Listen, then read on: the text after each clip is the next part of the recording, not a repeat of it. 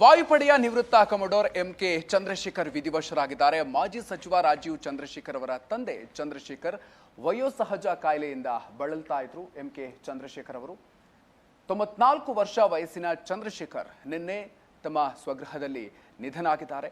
ಚಿಕಿತ್ಸೆಯನ್ನು ಪಡೆದು ಮನೆಯಲ್ಲಿ ವಿಶ್ರಾಂತಿಯನ್ನ ಪಡಿತಾ ಇದ್ರು.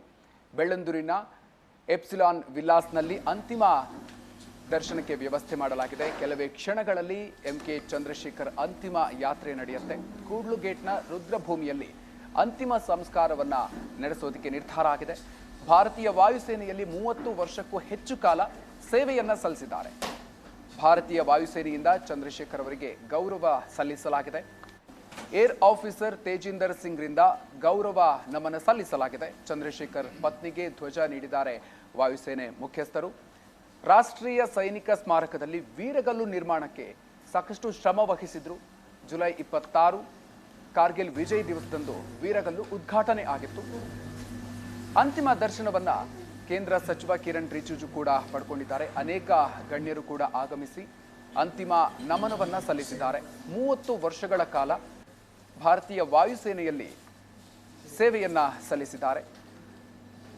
ರಾಜ್ಯ ನಾಯಕರಾದಂತಹ ಆರ್ ಅಶೋಕ್ ಅವರು ಕೂಡ ಆಗಮಿಸಿ ಅಂತಿಮ ನಮನವನ್ನ ಸಲ್ಲಿಸಿದರು. 94 ವರ್ಷ ವಯಸ್ಸಾಗಿತ್ತು. ಬೆಳ್ಳಂದೂರಿನ ಎಪ್ಸಿಲಾನ್ ವಿಲಾಸ್ನಲ್ಲಿ ಅಂತಿಮ ದರ್ಶನಕ್ಕೆ ವ್ಯವಸ್ಥೆಯನ್ನ ಮಾಡಿಕೊಳ್ಳಲಾಗಿದೆ. ವಯೋಸಹಜ ಕಾಯಿಲೆಯಿಂದ ಬಳಲ್ತಾ ಇದ್ರು. ಚಿಕಿತ್ಸೆಯನ್ನ ಪಡೆದು ಮನೆಯಲ್ಲಿ ವಿಶ್ರಾಂತಿಯನ್ನು ಪಡಿತಾ ಇದ್ರು.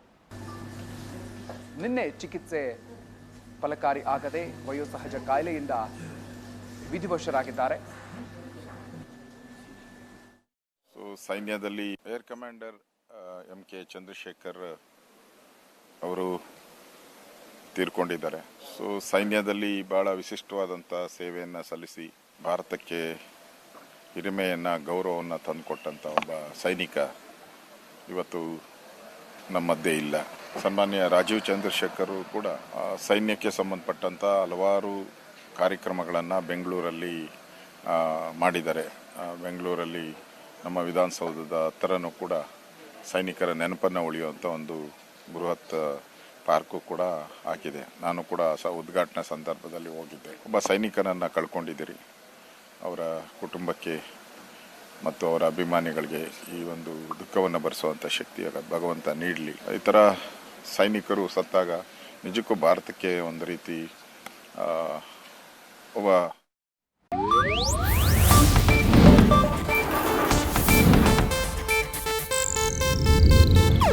ಇದು ಏಷ್ಯಾನೆಟ್ ನ್ಯೂಸ್ ನೆಟ್ವರ್ಕ್ ಪ್ರಸ್ತುತಿ.